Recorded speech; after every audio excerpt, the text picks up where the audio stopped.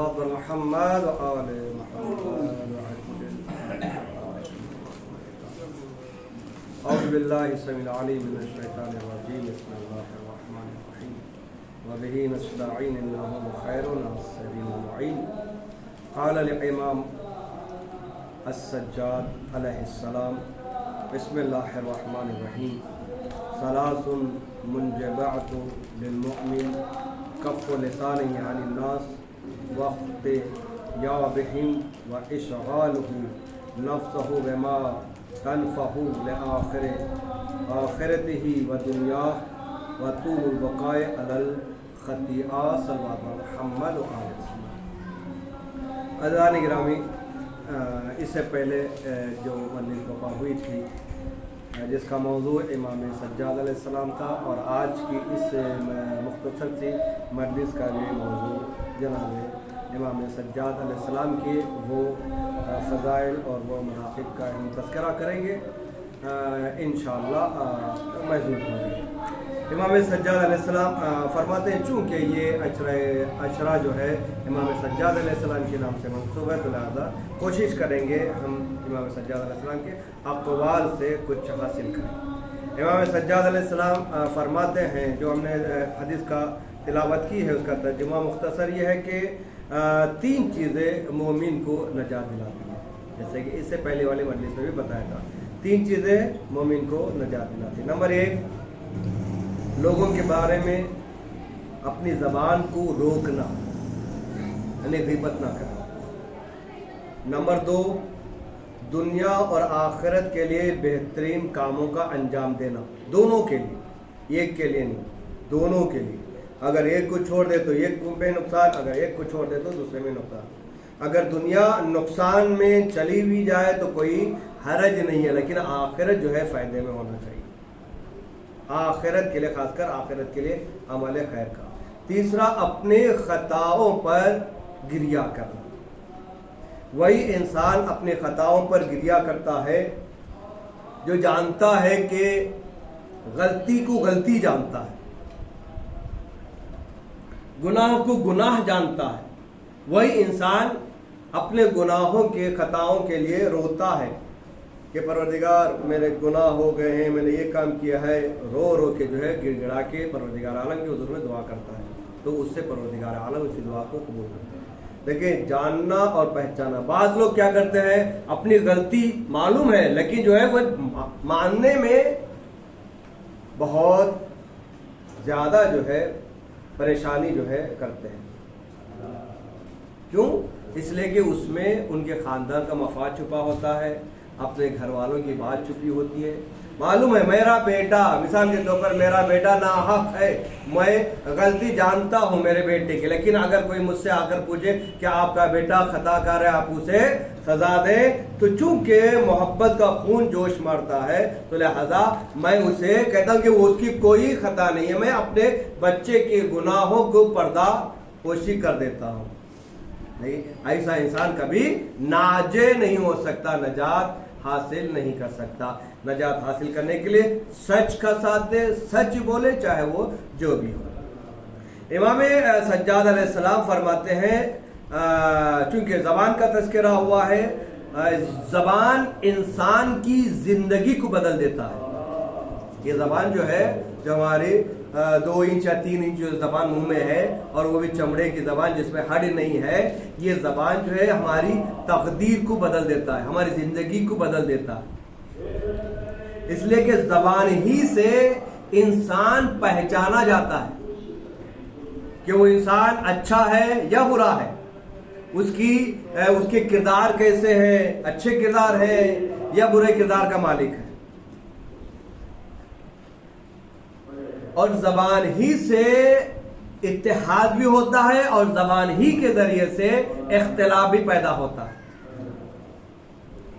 زبان ہی کے ذریعے سے گھر کو جنت میں تبدیل کیا جا سکتا ہے، اور زبان ہی کے ذریعے سے گھر جہنم میں تبدیل ہو جاتا ہے. زبان ہے، زبان کو حفاظت کرنا ہے. جیسا کہ رسول خدا ارشاد فرماتے ہیں کہ سب سے زیادہ رسول فرماتے ہیں سب سے زیادہ جہنم میں جو جائیں گے وہ زبان کی وجہ سے لوگ جائیں گے، زبان کی وجہ سے، چونکہ ان کی زبان جانتے ہوئے بھی برائی کی طرف جو ہے عمل پیرا ہوئی تھی، تو لہذا سب سے زیادہ جو جاننے والی عوام ہے یا لوگ کہہ لیں وہ زبان کے گناہوں کی وجہ سے جہنم میں جائیں گے۔ تو لہذا اپنی زبان کو کنٹرول میں رکھنا یہ مومن کی علامت ہے۔ کہاں بولنا، کتنا بولنا، کیسے بولنا، یہ آنا ضروری ہے۔ جہاں زبان کی برائیاں ہیں، وہیں پر امام سجاد علیہ السلام زبان کی تعریف میں کچھ کلمات ارشاد فرما رہے ہیں۔ پہلا، زبان کی موجودہ ہونے میں وہ ایک امام سجاد فرماتے ہیں کہ قول الحسن جسے کہتے ہیں بہترین بات کرنا، یہ زبان کے لیے بہترین، انسان کے وجود کے لیے بہترین ہے، اچھی بات کرنا۔ اگر دشمن بھی اگر کسی سے نرم لہجے میں نرم زبان ہو کر بات کرے تو اس کی بات کو مانا جاتا ہے۔ صلوات محمد والا۔ تو اچھی زبان یعنی اسے قول حسن کہتے ہیں۔ قول حسن ایک موجودہ ہے، یعنی اچھی گفتگو کرنا ایک موجودہ ہے۔ امام فرماتے ہیں القول الحسن یسرا المال، امام فرماتے ہیں کہ اچھی گفتگو مال کو زیادہ کر دیتی ہے، یعنی تجارت میں برکت ڈال دیتی ہے۔ اگر ایک انسان تاجر ہے، وہ تجارت کرنے کے لیے باہر گیا ہے تو لوگ جو ہے اس کی زبان سے اس کے مال کو خریدتے ہیں، وہ دیکھتے ہیں اس کی زبان کیسی ہے، وہ وفادار ہے یا وفادار نہیں ہے۔ اگر ہم ایک چیز بیچ رہے ہیں، اگر اس میں کوئی نقص ہے، جو کمی ہے، اگر اسے ہم سچے اس نقص کو بیان کر کے بتائے تو خریدار اسے خریدنے کے لیے تیار ہو جاتا ہے۔ کبھی ایسا نہیں کرنا چاہیے کہ ہم جو ہے ایک مال کو بیچ رہے ہیں، اس کے نقوص کو نہیں بیان کر رہے ہیں، اس کے عیبوں کو بیان نہیں کر رہے۔ جب وہ بغیر عیب کے بیان کیے ہوئے بیچ دیتا ہے، جب خریدنے والے کو پتا چلتا ہے کہ اس میں اتنے عیب ہیں تو دوبارہ آپ کو نہیں بلائے گا تجارت میں۔ تو مطلب کیا ہے؟ آپ کی تجارت نقصان میں ہے۔ اگر سچ بول کے بیچیں تو آپ کی تجارت بابرکت ہو جائے گی۔ دوسرا، امام حسن ارشاد فرماتے ہیں القول الحسن یمنع الرزق، قول حسن یعنی بہترین گفتگو رزق کو کھول دیتا ہے۔ ایک تو برکت اور دوسرا رزق کے دروازے جو بند ہو چکے ہیں وہ بہترین گفتگو سے پروردگار عالم اس رزق کے دروازے کو اوپن کر دیتا ہے، کھول دیتا ہے۔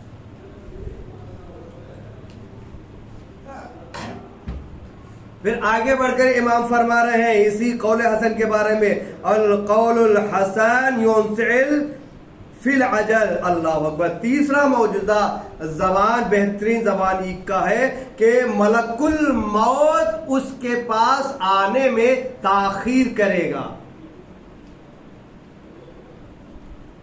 یعنی کیا؟ اس کی حیات بڑھ جاتی ہے، ملک الموت اس سے دور چلے جاتے ہیں۔ کس کی وجہ سے؟ زبان کی وجہ سے۔ اس کی زبان، اس لیے کہ ملک الموت ایک ایسا فرشتہ ہے جو کسی کے پاس آنے کے لیے اجازت طلب نہیں کرتا، جب حکم ہو پروردگار عالم کا وہ فوراً آ جاتا ہے۔ لیکن اس ملک الموت کے موت سے انسان کو جو موت آتی ہے اس موت کو بھی ٹال دیتی ہے کیا؟ ہماری زبان ٹالتی ہے، اور صدقات جو ہے موت کو ٹال دیتے ہیں، حیات بڑھا دیتے ہیں۔ اس کے بعد کہتے ہیں کہ اگر انسان مثال کے طور پر دے دوں کہ اگر ایک ڈاکٹر کسی مریض کو یہ کہہ دے کہ لا علاج ہے، اس کا کوئی علاج نہیں ہو سکتا، تو لا علاج کی دوا یہ صدق زبان ہے۔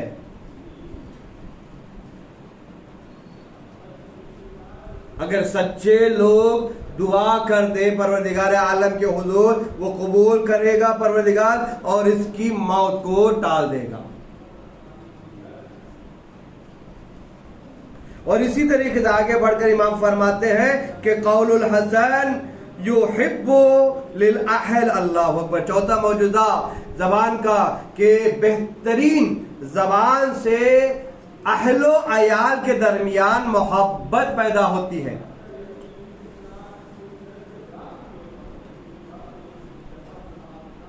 اگر ہم اپنے بچوں کے درمیان محبت ڈالنا چاہ رہے ہیں، یا بچوں کی محبت اپنے دل میں، میاں بیوی کے درمیان، ماں باپ کے درمیان، باپ بیٹے کے درمیان اگر محبت ہے، تو یہ صرف اور صرف بہترین زبان کی وجہ سے ہے۔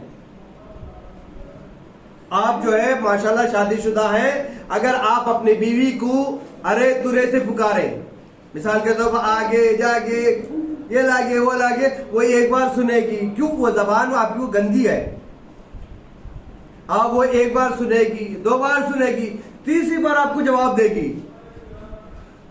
اسی گندی زبان سے۔ بھائی ٹرے چپکے گا، ایک مثال۔ تو وہ چونکہ آپ نے جیسی زبان استعمال کی ہے، آپ نے جیسی زبان استعمال کی ہے، وہ جب تک سنے گی سنتی رہے گی، جب اس کا صبر ختم ہو جائے گا اسی زبان میں آپ کو جواب دے گی، ہے نا؟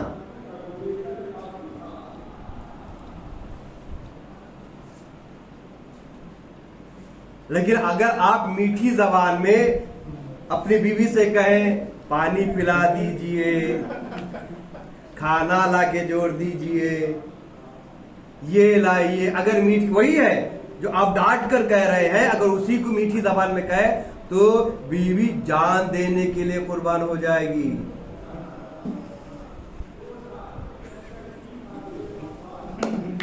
تو زبان سے ہے نا، گھر آباد بھی ہو رہا ہے، گھر جو ہے برباد بھی ہو رہا ہے اسی زبان سے۔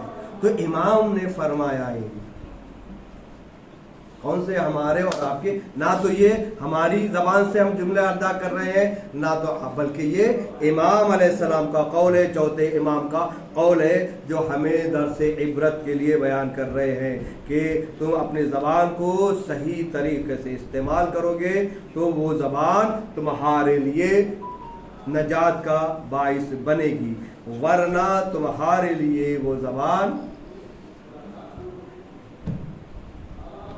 تو لہذا اپنی زبان کو اچھے ڈھنگ سے استعمال کرنا ضروری ہے۔ آج کا یہی میسج آپ اپنے اوپر آزمائیں، اپنے گھر پر آزمائیں، والدین کے ساتھ آزمائیں، اپنے دوستوں کے ساتھ آزمائیں۔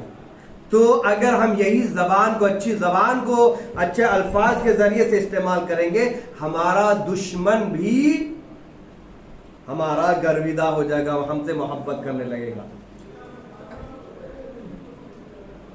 امام حسن کے پاس شام سے معاویہ نے ایک آدمی کو بھیجا، جاؤ مدینے جاؤ اور وہاں جا کر علی کو گالی دینا۔ وہ مدینے آیا، مدینے میں آنے کے بعد سب سے پہلے امام حسن سے ملاقات کی۔ اسے نہیں معلوم تھا یہ علی کا بیٹے ہیں۔ ملاقات کرنے کے بعد وہ گفتگو میں جو ہے مولا کائنات کو دشنام دے رہا کر رہا تھا، گالی گلوچ جو ہے نعوذ باللہ جو ہے برے الفاظ سے جو ہے کہہ رہا تھا۔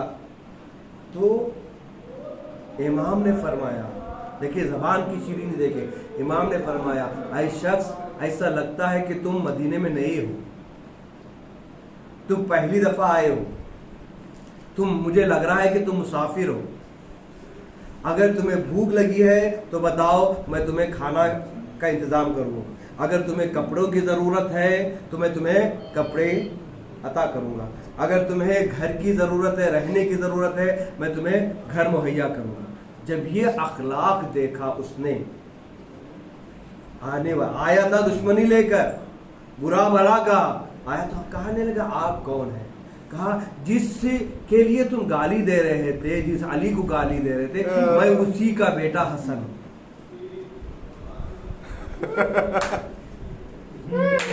اسی کا بیٹا حسن ہوں۔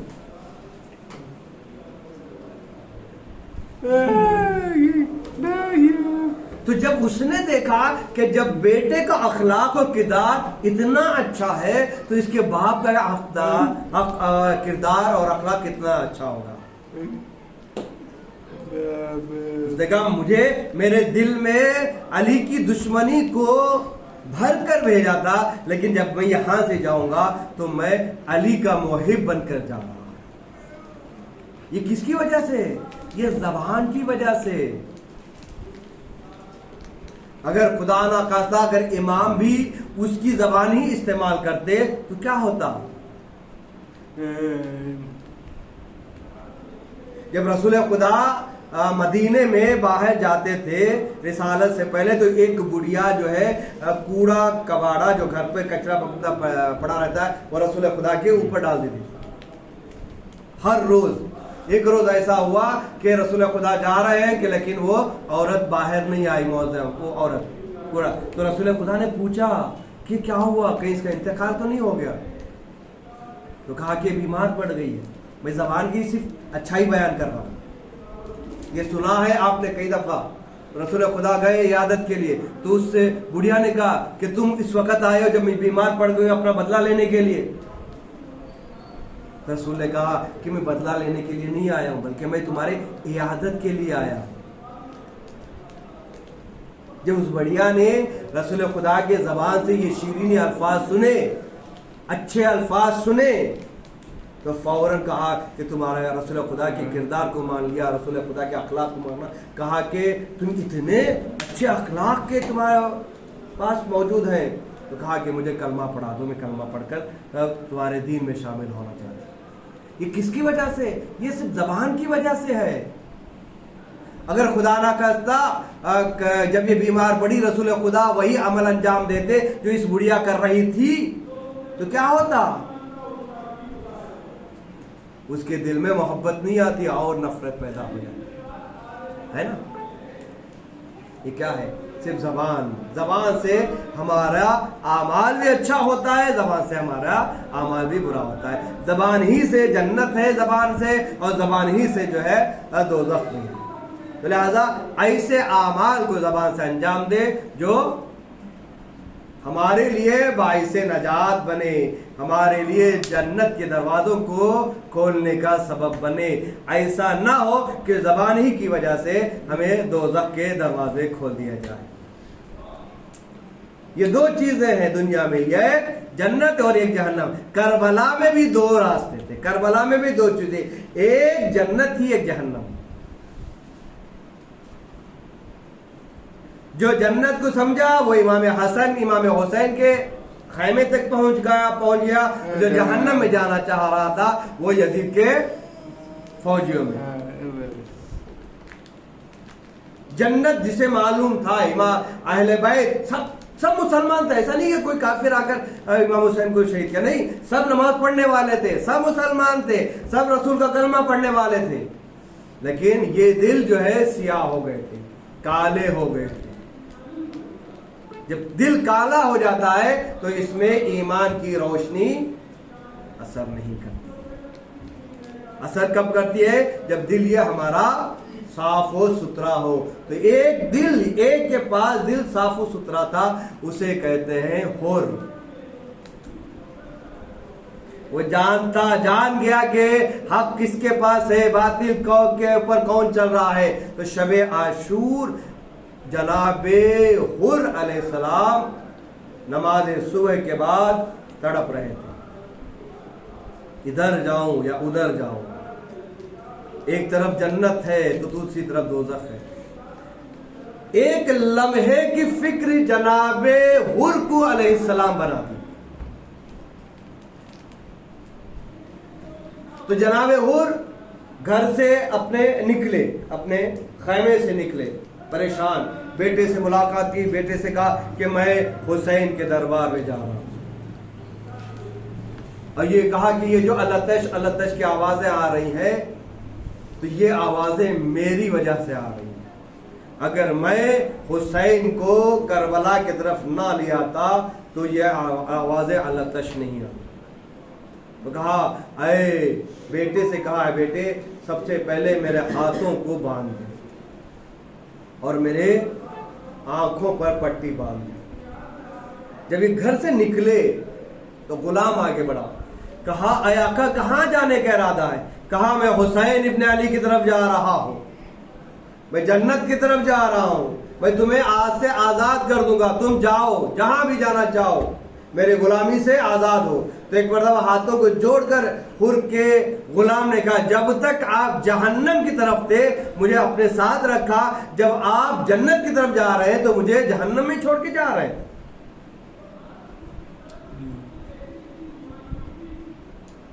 تو جناب حر نے اپنے غلام کو بھی ساتھ لیا اور جناب حر کے ساتھ پھر ان کے بھائی بھی آئے. بس چند جملے جناب حر کے مسائل کے, اس کے بعد آپ کی زحمت تمام. تو یہ چھوٹا سا قافلہ, جناب حر کے بیٹے اور غلام اور جناب حر کے بھائی, یہ چھوٹا سا قافلہ نکلا حسین کی طرف. جیسے ہی نکلا جناب حر کہتے ہیں کہ اپنے بیٹے سے دیکھو بیٹا اگر کسی کے آنے کی آہٹ بھی محسوس ہو تو مجھے بتانا, اور جب میرا آقا حسین قریب نظر آئے تو مجھے بتانا. کچھ دیر آگے بڑھے, آگے بڑھنے کے بعد دیکھا کہ جناب عباس اور جناب علی اکبر آ رہے. ادھر حر کے بیٹے نے تکبیر کیا اللہ اکبر. حر نے پوچھا اے بیٹے کیا کون آ رہے ہیں, تم نے تکبیر کیوں کہی؟ کہا کہ بابا غضب ہو گیا کہ عباس اور علی اکبر ہمارے استقبال کے لیے آئے. اللہ اکبر. کچھ دیر اور آگے بڑھے تو ایک چیخ مار کر بیٹے نے کہا اللہ اکبر. جناب حر نے پوچھا ہے بیٹا اب کیا ہوا؟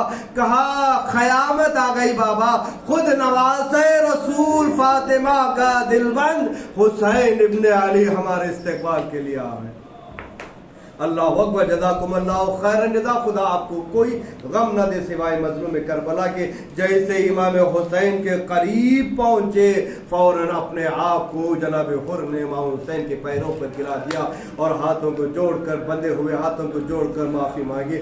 اے آقا مجھے معاف کر دیجئے اس لیے کہ میں بہت بڑا گنہگار ہوں, میری وجہ سے پانی بند ہوا, میری وجہ سے آپ کربلا میں آیا. اللہ اکبر.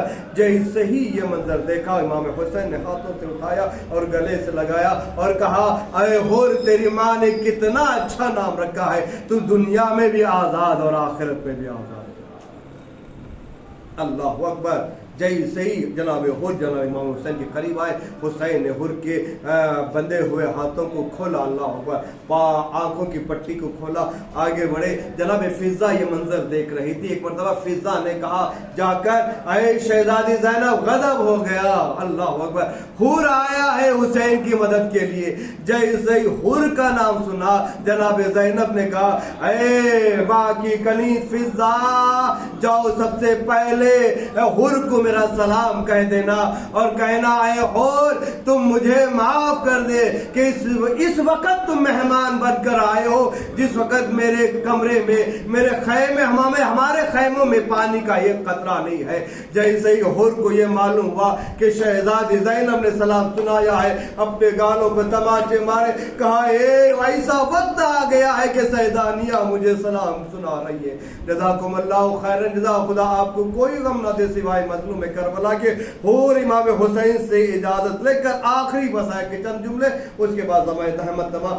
آخری مرتبہ حر نے جناب امام حسین کے سے اجازت لے کر میدان میں آئے, رجز پڑا اور فوج شامیوں کو قتل و غارت کریے, اور یہاں تک کہ کسی شقی نے ایسا وار کیا جناب حر گھوڑے سے زمین پر آئے اور مولا کو آواز دی السلام علیکہ یا ابا عبداللہ. مولا حسین پہنچے جناب حر کو, اور جیسے پہنچے اللہ اکبر دیکھا کہ جناب حر کے پیشانی زخمی ہے، خون بہ رہا ہے۔ ایک مرتبہ جناب امام حسین نے حور کے سر کو اٹھایا، اپنے آغوش میں رکھا۔ ایک مرتبہ جیسے ہی جناب حور نے آنکھیں کھول کر حسین کی زیارت کی، فوراً اپنا سر ہٹا لیا، کہا مولا میں یہ غلام ہوں، میں یہ گناہگار ہوں، آپ کا آغوش اور میرا سر گنہگار کا، یہ نہیں ہو سکتا۔ پھر امام حسین نے رکھا، ایک مرتبہ خون کو پہنچا، اس کے بعد ایک رومال نکالا امام حسین نے، کہا اے حور میری ماں کا رومال تمہارے لیے ماں نے ہدیہ دیا تھا۔ اللہ اکبر، حور کو رومال باندھا۔ اللہ اکبر، حور ایک واحد ایسا کربلا میں شہید ہے جس کو مرتے وقت جناب فاطمہ زہرا کا رومال ملا، کسی اور کو رومال نہیں ملا۔ میں کہوں گا اے آقا، ابھی آپ جو ہے حور کو رومال باندھ رہے ہیں، حور کے ہاتھوں کو کھولا کچھ دیر پہلے، حور کے آنکھوں سے پٹی ہٹائی۔ ارے عصر عاشور جب آپ کی شہادت کے بعد ظالم بچوتے امام سجاد کو ہاتھوں میں ہتھکڑیاں، پاؤں میں بیڑیا، گلے میں خاردار توق پہنائے گا تو اس کی حالت کیا ہوگی؟ الا رب اللہ علی قوم الظالمین سیعلم الذین ظلموا۔